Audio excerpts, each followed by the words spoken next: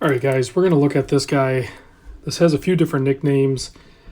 Maybe the MM200 or Marine Master 200 or the Baby Marine Master. But I'm about to make some bold statements here because this is the first time I've had some time with this particular model. It kind of got passed by me and many Seiko fans, and I think that's why I'm going to make these bold statements, because that's all part of the allure I have with this particular watch. So this is the sbdc063. There's a couple different colorways or models of this, but I personally connect with this one the most. But you can certainly find one that works for you, and hopefully Seiko will make more of these, but I'm kind of starting to suspect they won't, which further makes this, I think, and here's my bold statement, if you're going to have one Seiko diver, this is the model to get. Or this, watch, the SBDC 061, 071, 063. I'm not sure if I think there's maybe even a blue dial one. I forget the number on it. But check them out, look them up, see which one works for you. Say you're not into the Seiko monsters because of the bold look of it. So you've dismissed that. Say the turtle just feels too wide, or you want the 6R movement and the sapphire crystal. You've dismissed that. The SKX is too common or cliche or basic, so you've dismissed that. You don't want quartz. You definitely want automatic. You don't want to spend the big money that the Marine Master 300 demands. This watch is the answer basically to all of those scenarios. This is the one Seiko diver to buy if you're only gonna have one. So let's break it down.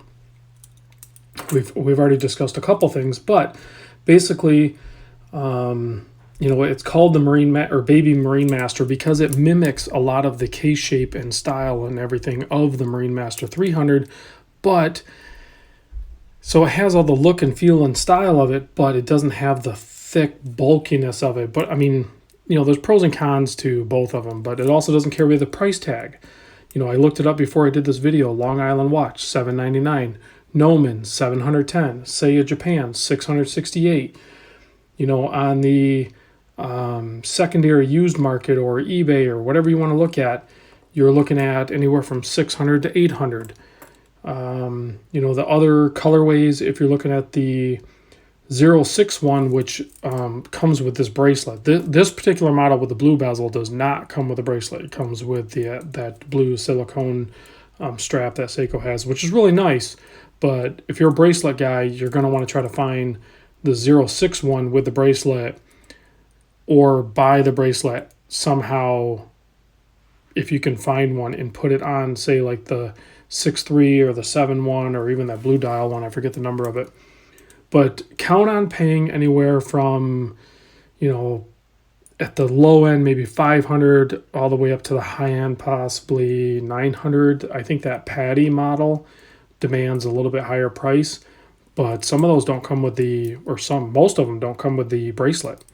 So you're talking, it's all stainless steel, and it has the DiaShield coating on it, so it's supposedly more scratch resistant, but you can see here this guy's definitely scratched up. But my good friend Homer actually owned this before, and if you want to test out the scratchability on a watch, Homer's more than willing to do that for you.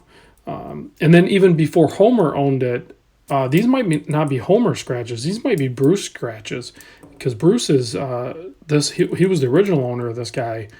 And he took the bracelet off of the 6.1 and put it on this 6.3 because this is the combination that he wanted, but he mistakenly sold it, serial flipper, and it kind of worked its cycle around to me, and I'm not letting go of it. I'm buying this one off Homer, and this is basically keeper status with me, to the point where you're probably going to see some models or some possibly a Hamilton, some Seikos and stuff like that in my collection for sale very soon, to both fund this, but also to clear up space so that I actually can give the watches that I want the wrist time the actual wrist time. So, and this one is instantly made the cut.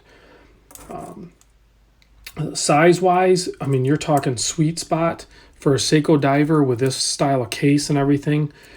This also has, as far as I can tell, it has the Soratsu polishing on it with the dia shield. So you can see that finishing on it is just superb. It's amazing. It's, for this price point on these watches, this is the pinnacle.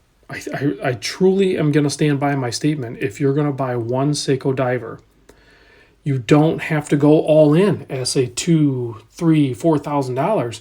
You can go anywhere from $500 to $1,000 and get the same feel and almost no compromises. So this is an awesome watch.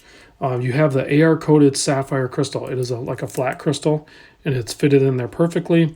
This bezel, the best I can tell of my research, it is a steel bezel insert, and then they do, I don't know what kind of coating that is, if it's some sort of enamel or something like that, but it is spectacular. In most cases, it looks kind of black, but you catch it in certain lights. My studio lights are going to give it kind of a bluish color, aqua teal almost, maybe in certain circumstances. There's definitely a little bit of green mixed in with that blue in natural light, but it is just spectacular when you catch the light. But then when you look, you know, in certain lights like that, I mean, it almost has a black look to it. So definitely playful. Size-wise, I measure 43.8 dead across, and that's at the widest point, which is almost deceiving because you can see the way the case shape is. It is not going to wear like a 43.8. This wears easily as good as basically a long lugged Seiko SKX, if that makes sense. So 43.8, for example, an SKX is 42.4. So a little, 1.4 millimeter less wide. Monster is kind of the same way. If we hold it up to an SKX, you can see width-wise it's very similar. But like I said, you got the longer lug-to-lug. So lug-to-lug is a 50.1, so just over 50 mil. So it is a bit long, and then, of course, you have that center link that kind of extends it a little bit. But with this Seiko case, it just wears great. Let's see, thickness 13 mil. An SKX is 13.4, and if you mod it and put a double dome sapphire crystal on there, you're going to be 14 mil thick. The Monster's thinner. I think the Monster's only like 12.8, so it's definitely thinner, but you're talking a totally different case shape. And for a lot of people, this is not something they're after, whether they've tried it or not. If it's so repulsive right from the get-go, they're not even willing to try it, and they are like the more traditional style of diver, then this is definitely going to fit them. The Turtle, although a super classic cushion case, I feel like it's too wide. It's the Turtle's 44.8, so it's a whole millimeter wider, and you feel it. When you're talking watches, 1 millimeter, you guys know it makes a difference. So the lug to lug is shorter on the Turtle. It's only at 47.4. But once you add that factory bracelet in there, it extends it just the same as this guy does. And the Turtle's 13.4 tall, whereas this guy's only 13 mil. And you have 20 mil lug width, so you're going to be able to play with some straps on this guy. The bezel action is the smoothest, buttery feeling, Seiko style click bezel that you have seen. 120 click, a little bit of smooth back play on it. 4 o'clock crown, ish, is spectacular. It's not signed, but I'm totally fine with that. The wind on the 6R15 is fine. It is a hack, hand wind, and of course you have the date. Everything feels great on it. It's almost no play. Screws in really good. Some of the SKXs, basically you need to backspin them to find your thread and then thread it in. So overall, I think, as I handle this and talk about it, this is definitely the one Seiko diver that you need to try and possibly transition out of some other ones possibly. You have the drilled lugs. I'm not a big strap change guy. These are pin and collar bracelets. I'm totally fine with it. Once you size it, you're not going to mess with it again. So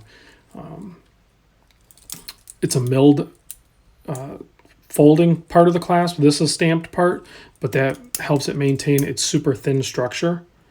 I'm super happy with that. You got the, and it's familiar. You have the dive extension that's, you know, traditional, like kind of like the monsters and the turtle and everything. It's all stamped parts, works fine. I'm never going to use it. I don't really care.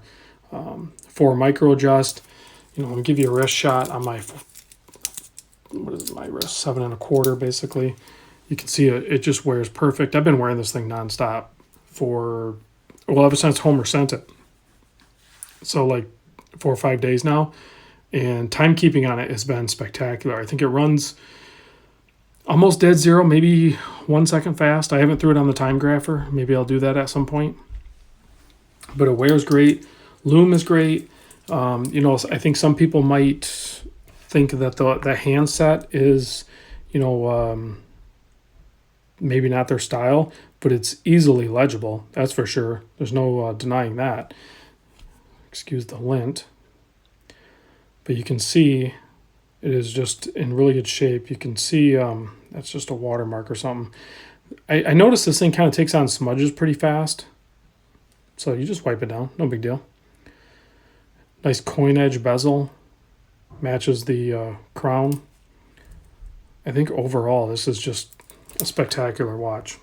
It's converting me to the point where I'm willing to sell, you know, that last monster I bought. Maybe I don't think I'm going to abort on my one SKX build. I think I need to continue on with that, but I might sell my Hamilton and my Solar Tuna and stuff like that. Just stuff that I haven't really been wearing, and I could easily, you know, justify keeping this guy. So let me know what you guys think. If you've already tried one and I've just been left in the dark or left behind in the whole thing.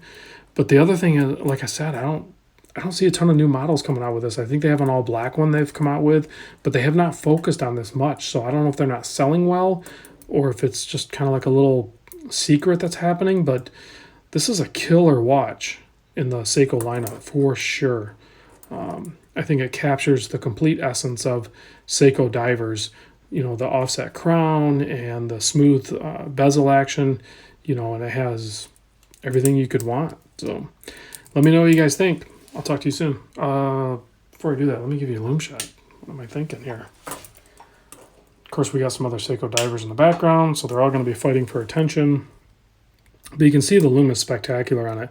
With that large hour hand, that big arrow sticking out there, it's just going to be great for Loom. Yeah, as you can see, you got a few other watches in the background. I mean, most of the Seikos are all going to be the same as far as Loom. This one does not disappoint, so... See you soon, guys.